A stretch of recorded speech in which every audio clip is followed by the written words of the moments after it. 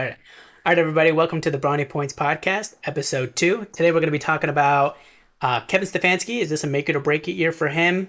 We're going to get into the QB room. We're going to talk a little bit about DTR. Yeah, we're just going to talk a little bit about some of the guys who stood out in the preseason game, some of the points as regard to last year, what we're seeing so far in the preseason for what you can take from it, and just a little bit about what to expect next week. All right, let's get started with the QB room conversation because that's something that people like to talk about, and it's obviously the QB room is pretty important. It's the most important position arguably in sports. What are your thoughts from the most previous game and going into the next season regarding the QB room and more specifically DTR? Yeah, so DTR looked promising. I would like to see more scoring ideally out of him, in terms of there was only 2 field goals that were scored in the first half. There was also a safety, but that obviously goes to the defense. However, it's not the same as saying no touchdown scored because he did drive them down to first and goal position where Kelly fumbled. You feel like he did the work. It's the preseason. It's not the same thing. You're playing with guys who won't necessarily play with you in a regular season game. So you're really looking for individual performance. So you do feel like he did lead them to a touchdown drive, whether they got finished or not. Yeah. So overall, you felt good. Obviously people get a little overexcited. But it was good to see him play against a little higher level of competition and still show up and show out and have some nice plays in there, show some connection with some different guys. And he had a couple standout plays. You really liked that and was standout and not running. They were passing. Yeah. Actually, I want to touch on that for a minute because in previous years when we had 4-game preseasons, the 4th game was typically the game where it was valueless, right? Like nobody played. Absolutely nobody. Now that there's 3 games, you would think that the second game would be the one where the starters get the most play, where you're playing against the highest competition. Do you feel like it is the 3rd game though? With the 3 games preseason schedule? Yeah, well, it's become the 3rd game for certain, without a doubt, because of the joint practices. Since everyone started doing joint practices in the second week, it came from should we do second or third to everybody doing it in the 3rd week. Yeah. But especially because you do get a week break anyway after the 3rd preseason game before the NFL season starts. It's not as if they're going back-to-back weeks. Yeah. So you typically see the starters play a bit more. The 3rd preseason game has kind of stayed the same as the 3rd preseason game when there were 4 preseason games. Yeah. So speaking of which, though, do you think that they're going to move to 0 preseason games? Never. Because part of why they moved back to 3 was because they increased the regular season to 70 games, so they had to do something. They had to give something back to the players. Yeah. But then at the same time, teams were more willing to give up that game of tune-up because joint practices. I do think that in the future we're going to move to 2 preseason games. I think 2 preseason games I would consider actually inevitable. I think the real debate is whether there eventually would move to 0. Probably not. But I feel like 2 is actually inevitable. I think they're going to end up with 2 preseason games sometime within the next 10 years. Probably negotiated in the next CBA, I think. I think because they've gone to 17, 2 is very likely. Because realistically, they're going to say you can't replace an extra regular season and a preseason game and pretend like it's the same thing. It's not. Yeah. It has a much bigger toll. So it's good. Which is accurate. It's not the same thing at all. So I agree. So I think they will probably move to 2 preseason games.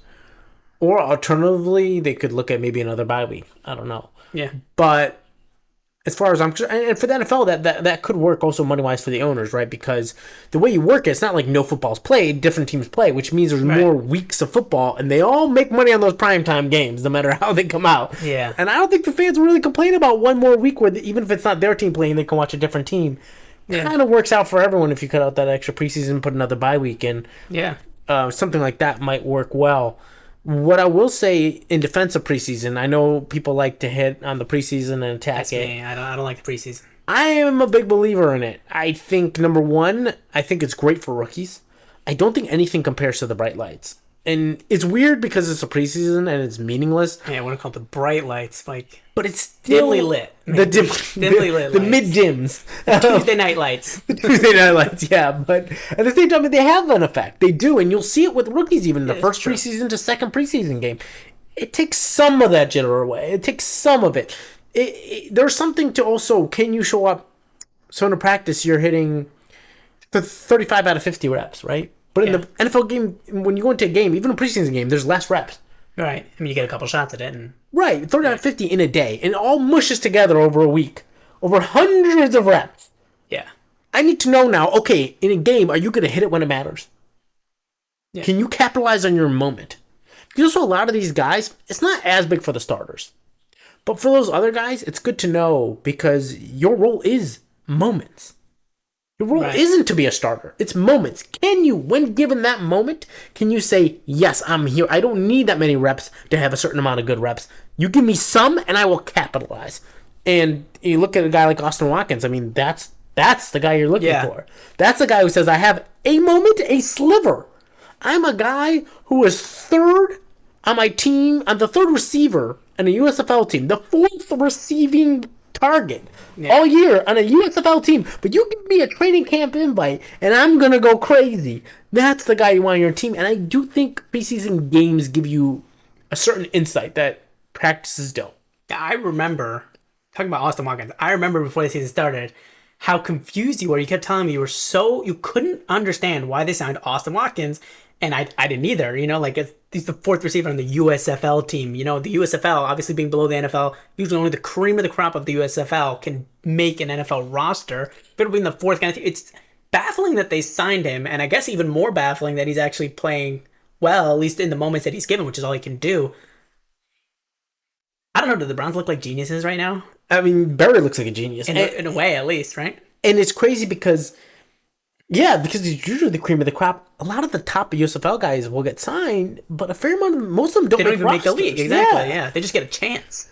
It's kind of crazy to see this guy getting it. I expected a guy like Johnny Dixon, for example, who's showing up from Ohio State, right, and played well. Somebody like that, you would more expect. Watkins didn't see that. On the other hand, Deion Kane, his teammate, played for the Eagles, and there was a touchdown pass that came against the Eagles Thursday night. Right. That went right into his hands and he dropped it.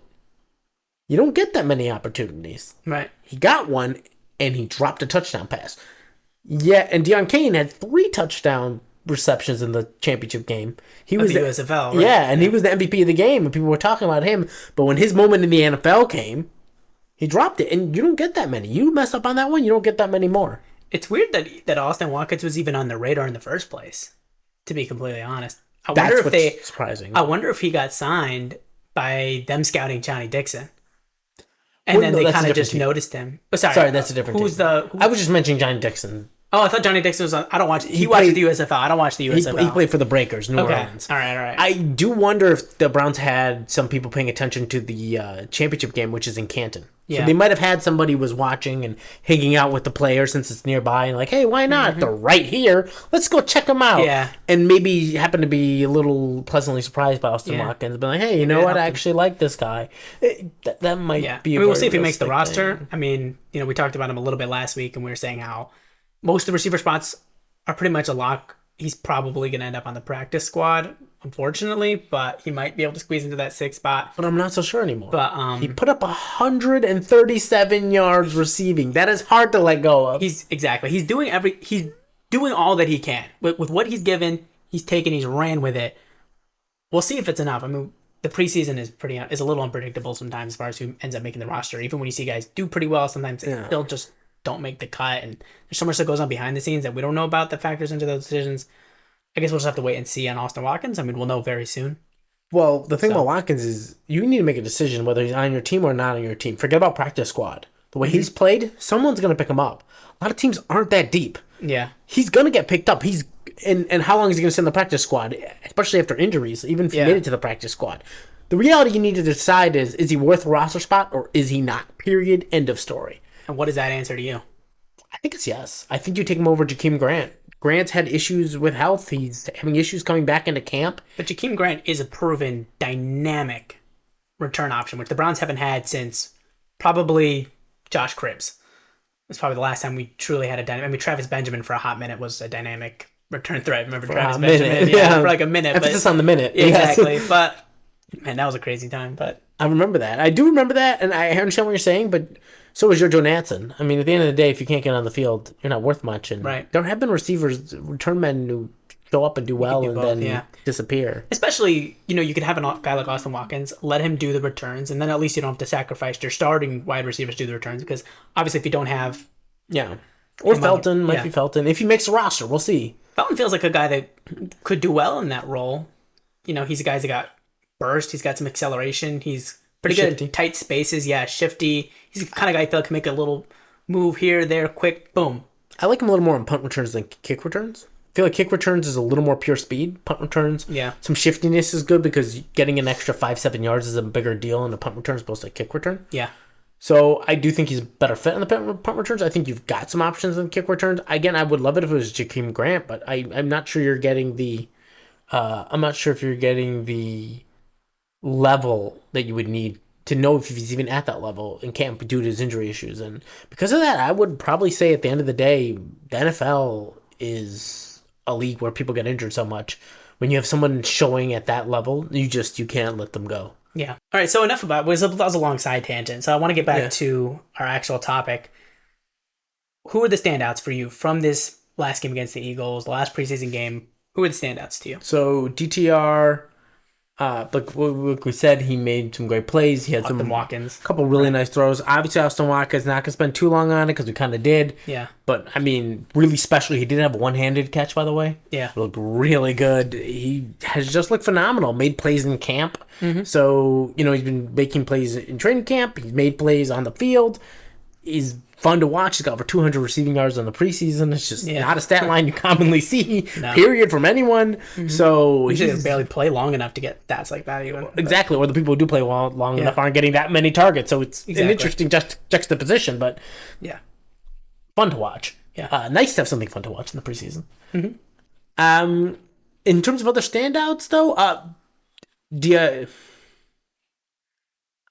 gonna mess up his name, haven't I? Diakabe. He's hard to remember. All right, we're gonna look this up. Hang on. How do you pronounce his name? It's like Diabate. Yes, Diabate. Okay, there we go. So Diabate, he looked really good. He had a safety, and he had a sack. Yeah. So he had 2 big plays.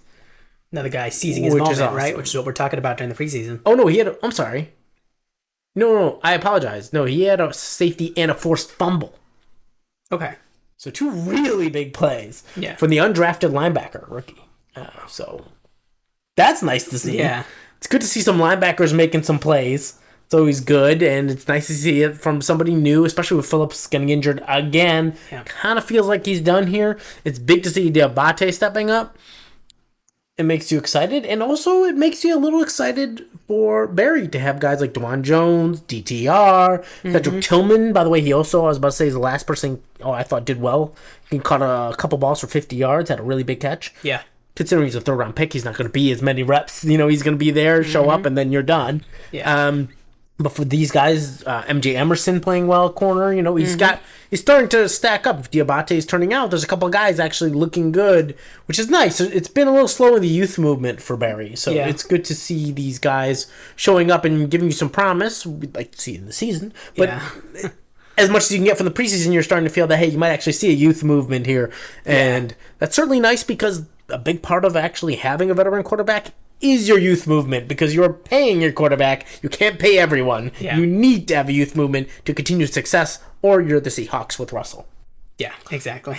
Once you sign that quarterback to that big contract, it's all about the youth movement. It's all about what you can do. Unless your quarterback is Patrick Mahomes, it's pretty much Patrick Mahomes doesn't really matter. He's Patrick Mahomes, exactly. It doesn't really matter. Last question I have, I think, before we get into the Kevin Stefanski topic on whether it's a make or break year for him. Looking at the preseason and everything that we know and everything that we've seen, obviously that's all done and we're heading into the season. Are there any position groups heading into the season that you're concerned about? Oh, great question. And I do want to mention, in terms of who's playing well, I'm sorry, just last touch, but the defensive line as a whole had 6 sacks. It looked really good. Yeah. So some pressure. I'm very excited about that. Probably the safety room. Mm-hmm. It just feels less steady. No, I agree with that. I don't hate Juan Thornhill or anything. I'm not sure. Yeah. I think they'll be okay. And as long as you're okay at the safety room position, usually you're fine. Safety's not usually the spot where you need born killers so much as you need people who aren't going to gash you. Exactly. You just need stability, I feel like, more than huge, big play dudes. Yeah, and I think they'll be okay with that. But that's definitely got to be my biggest question mark. There are definitely questions with offensive line. Mm-hmm. There's some really talented people, but the offensive line it's not a whole position group, but left tackle is a question mark. Yeah. Wills has played questionably. You do feel like Batonio maybe at that point might shift. He's a very good left tackle. Yeah. Does Hudson maybe move to left guard? I don't know. It becomes a little shifty and you're not quite sure. Mm-hmm.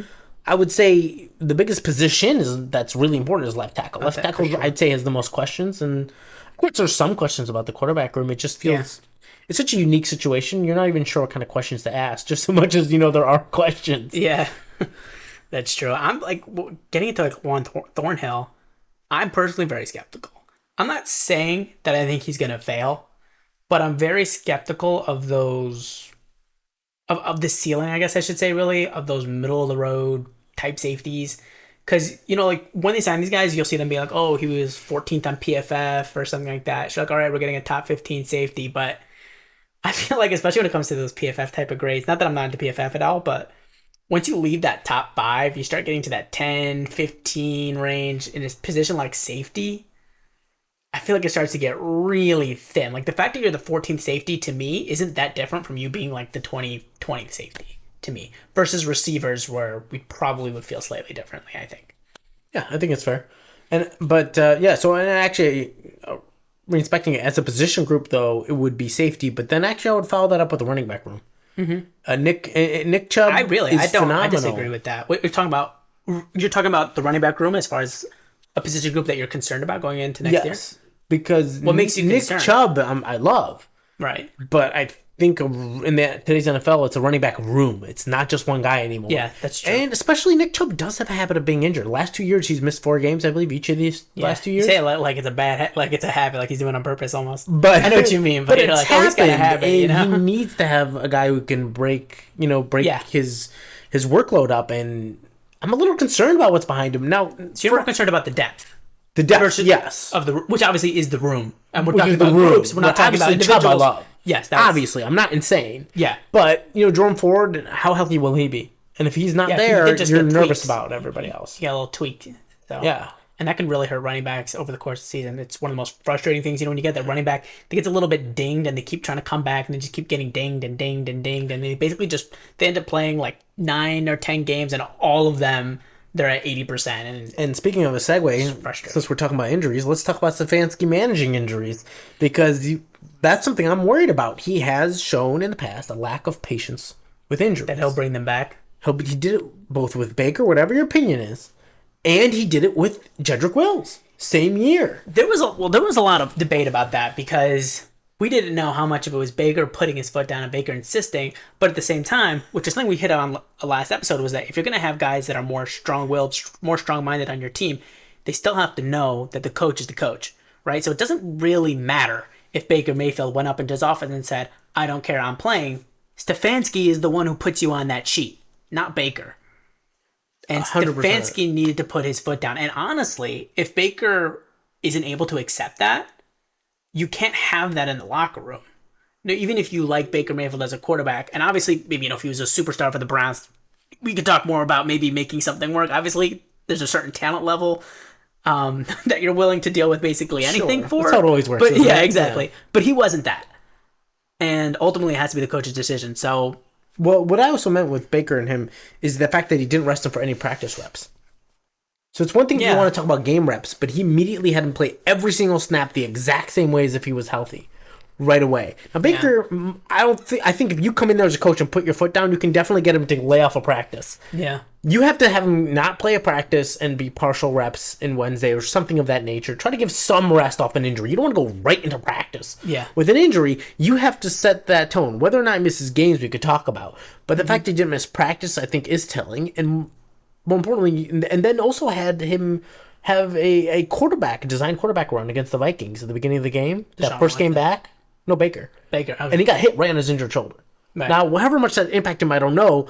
But if you're telling me I have a guy that's at quarterback, is definitely a quarterback for the season, and at the time was looked at as franchise quarterback, is coming up 2020. I am not going to have him immediately play off an injury, all his reps, and run a designed run when he doesn't even do that very often. Yeah. That's what I mean. Like, it's just strange behavior. And then Jedrick Wills, his left tackle, got injured. Remember week 1? Mm-hmm. And then he immediately has him play against the Texans. I don't care if he says he wants to play. You're the coach. We don't need you. The Texans are a bad team. We don't need you. We'll have you come in next week. Take a week off. Yeah. So bring that into this season. Yeah. Jerome Ford, do you want to take the cautious approach and say, hey, we're going to play in week 2? I would like to wait a little bit longer. I would like to wait an extra week. I think it plays out better. I personally agree with that. I think you need to be cautious. I mean, the NFL, you're going to have to... You can't play every game at 100%, I feel like, in the NFL. But it's more... You have to be cautious. You have to be cautious. Because, like we just talked about, there's no point in stretching out that season. So few things more frustrating in NFL than having a guy that just dinged up the entire year and you just waste the whole season. Let him sit till week 2, maybe week 3, probably week 2, but and let him come back at 100% if he gets dinged. Let him sit, and that's frustrating and annoying to deal with. A guy that you constantly have to sit for a week. But I would rather have a guy play every other week, play 8 games total in the season, but be 100% in each of those games, than play 16 games at 60%. Yeah, 100%. And that's something, and then when we talk about Stefanski being in the hot seat, it's great. He had a great first year, and they went to the playoffs. At a certain point, you've had a few disappointing seasons since. Yeah, we're gonna get into Stefanski in a minute. So let's segue into that. This is a natural point. Let's get into Kevin Stefanski. My biggest question coming into this year is this a make or break year for Kevin Stefanski? Last year, there were rumblings about it. I remember people were discussing. I definitely heard a few pundits talking about this if he was on the hot seat. I disagreed with it at the time, and obviously the results of the season showed he wasn't going to be fired. Coming into this year, I feel differently, and I have been a Kevin Stefanski supporter more so than you have been. Not that you've been a hater, but you haven't been quite as high on him as I was coming off that Coach of the Year season. You saw more flaws in him than I personally did. So we kind of have a little bit of a disagreement there. But coming into this season, I do feel like this is a make or break season for him. I feel like there is a threshold, and we'll talk about that now, what that threshold is. But I feel like there is a threshold right now that if he doesn't hit that, he will be fired. What do you think? Yeah, I think number one, if he doesn't have a winning season, I think we can all agree he's going to be fired. So there is no 500 season. There's no 500 season. So if they go 8... It's losing 8 and 9. 8 and 9. If they go 8 I think we can all agree fired. he's fired at losing season. I don't like to say it because I feel like it's a little bit on the fence. Sans crazy injuries. Yeah, I feel like the team would discuss it, like they would talk about. Wouldn't be like immediate. But I do agree with you. I think he is gone. I think if they go 8 and 9, he's gone, and I think that's the right move. I think he has to be because sometimes the team does decisions that are separate from the fans. Like sometimes we feel like we know they're going to do something, but we disagree with it. Yeah. This is a situation where if he got fired at 8 and 9, I would have to agree with that. Like there's only so much mediocrity you can put up with at the end of the day, right? Like he had that great first season, and then over time though, it outweighs that, right? Because first, after the second year, wasn't as good as the first year. We were looking at one good year, one bad year. Now we're looking at 2 letdowns and 1 positive year. And every year, obviously, that positive year only gets further and further in the rearview mirror. 3 straight seasons, right? 3 and you're out. How much more can you really hold on for? I think I would have to agree with that decision. And the pressure's on with Deshaun Watson, right? Yeah. You give him like last year, there was always the reality of Deshaun Watson coming in when he was last year and everything meant that there was a certain amount of leeway that was going to be given. Right, because he had to ramp up, get back into it, and we saw that. He was a little rusty. Exactly. And so I didn't think it was. But this year, different story. Full offseason. Everything's there. You've got the whole offense built around him. You're loaded with talent everywhere. Everybody can see it. I know the AFC's tough, but your excuse can't always be that it's tough. Yeah. You've got all the weapons you need to succeed. Yeah. At a certain point, you got to just do it. NFL's always going to be tough. At a certain point, you have to overcome that, right? And, okay, so we're both in agreement. 8 and 9, losing season, done. Yeah. Kevin Stefanski should be out, and he probably will be out. There's no 500 season, so we're going to go to 9 and 8. What do you think about that? Because for me, if the Browns go 9 and 8 this year with Deshaun Watson as the quarterback, maybe it's a little unrealistic, but I think this team has Super Bowl aspirations. I think if you talk to Deshaun Watson, you talk to Nick Chubb, you talk to Stefanski in a private room, you had a conversation with them, I think those guys feel like the team could be competitive for the Super Bowl. I'm not saying that they think that they're going to win the Super Bowl necessarily, but I think those guys feel like they've got a real chance to compete and be a serious contender. As the year's closing by and going into the playoffs, maybe make a deep playoff run. I think if the team goes 9 and 8, I think that's a letdown. I think this team needs to win 10 games for me to feel good about Kevin Stefanski going into next year. If I was running the team, if the team goes 9-8, I'm sending Stefanski out. Yeah, I mean, I have to agree. I mean, it's that point where you have to step up. It's with Stefanski, and for me personally, in my opinion, has always been on him. I wish he was more self-aware. I think if he understood his own strengths and weaknesses better, he'd be a much better coach. I think he has the talent necessary to be a very good head coach. Mm-hmm. I just think he needs to realize he's a little more of a CEO head coach type. That's why I believe with an offensive bend in terms of the architectural vision of the offense. Yeah. I think he would be a really good head coach, but he seems to think he's a savant, and I believe that has hampered him. His adjustments have been weak, and his ability to have that instinctual play calling, not the vision, not the overall game planning, the play calling in those moments down the stretch. Yeah. He seems to lack in that department, which it's getting hard to argue with that. And it's, if you think about it, everyone who's good at that is like a savant, and it makes sense because when you're a head coach, you're worried about defense. You're worried about calling the special teams. Is everybody on the field on time? You're worried about challenging plays. Yeah, it's very hard, and you're not supposed to. That's the thing. Basically, every coach in the league has an offensive coordinator for a reason. Yeah, they don't do everything for a reason. The only reason that Andy Reid and Sean McVay also call the plays is because they are godlike play callers. That's the only reason they're still doing that. Everyone else delegates. Kevin Stefanski, you're not an elite coach, clearly, at least right now. You should be delegating. And he's never been an elite offensive mind. He's a very good offensive mind, not elite. No. I don't think he got hired as the head coach because they saw him as this otherworldly elite offensive mind. I think they hired him as head coach because they thought he had a lot of the mentality. Cadence is the right word, but his personality, he does feel a lot like a head coach. He feels like he's got a good demeanor. He relatively stays calm. He's kind of got those X factors that you look for in a coach, but he doesn't have the good X's and O's that you need as a coach, if you know what I'm saying. I think also part of the reason he got hired is because he's the Andrew Berry of head coaches. How do you mean? They both strike you as similar, no? They strike it that way to me. Oh, like a similar personalities. Yeah, they've similar personalities. No, I do agree with that. Both Ivy League guys. I know that's been said a lot. Yeah. But it's true, though, right? I mean, but their approach is similar. Yes. It's more systematic, gone back. The difference is that Andrew Berry feels like he's actually... But Andrew doing a but it feels like job. A better GM fit. Andrew, exactly.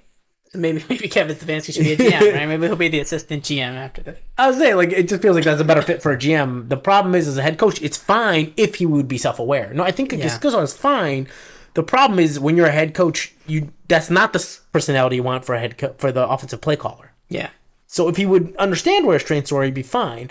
But the part of his personality that works is not the part that's a great play caller, yet he insists on calling plays, and as such, we're kind of left in this pickle, and it's like, what do you do with this guy? You feel like there's potential there, but at the same time, I'm definitely thinking at least 10 wins for him. Yeah, that's for me. That's the threshold, 10 wins. So you're saying for you feel like it's also 10 wins? It's probably 10. It might be 11. Part of it depends how the season plays out, because if you have injuries in certain spots, there's also ways certain games will play out. There is a certain leeway where you're like, all right, maybe that wasn't his fault. Maybe the Browns get a bad, really horrific calls in the last, not in the last, whatever. Maybe they get some horrific calls in a couple games and you feel like, all right, they won 10 games, but they really probably could have won 12, Maybe that's a situation. There's scenarios where 10 games more leeway, but I feel like 10 games, if he wins under 10 games, so 9 wins or less, done. Yeah, done. I think there's 10 games where you're like definitively he's back. 10 games definitively he's not back. There's 10 games where they go off on a run and they go 8-2 early, and then they just catapult, go down the drain, and you're like, he's definitely done. Or you can alternatively look at it where they have some injuries early on and they struggle and 1 or 2 weird calls, and then go on a run at the end of the year and have 10 games, or even in that scenario, maybe even 9, then he would be saved if it was something where it was very specific type of scenario. We've seen stuff like that before where coaches, save their jobs in the last back half of the season. Remember even the Chiefs did that. I don't know that Andy Reid would have been fired. I don't know if you remember that year where they started the season, I think 1-5 or something like that, or 0-5, and then they finished the season with 11 wins. It was crazy they won. All right, so that's enough about Stefanski. We're going to head to the wrap-up now. So we both feel 10 wins is the threshold for us. We'll see what he does, and let's head into the wrap-up for this episode. Yeah, so just quickly, what to look forward to. We're going to be playing the Chiefs this Saturday. Yeah. Look for Deshaun Watson to come out. I will say, against the Commanders, we saw him. He didn't look bad, but they didn't ask anything really of him. Yeah. I would like to, number one, from Stefanski, please do not have any more designed quarterback runs. It is the preseason, okay? He should barely play at all, if anything. Yeah, but probably a couple of drives from him. Yeah, 2 drives, maybe. 2 drives. I would like to hopefully see a little bit more. I don't ask for a lot, but they really didn't ask anything of him. I don't think the ball went more than 6 yards past the line of scrimmage at any point. Yeah. I would like to see a little, maybe a first down throw of 10 or more yards would be cool. But nothing too crazy. But you'll see, I think you'll see a couple, 2 to 3 drives. Probably 2, partially depending how it ends and how quickly those drives are. Yeah. And then you'll move on. One thing to keep an eye on, again, is this running back room. Felton has struggled in the pass production. Kelly did not do really good last week and had that fumble. Yeah. So you're hoping someone will break out a little bit, give you some confidence. Those are the things to keep an eye on, as well as the ongoing, just general DeJuan Jones, DTR, and Austin Watkins phenomenal preseason debut so far. Yeah. So we'll see you next week. All right. Awkward wave.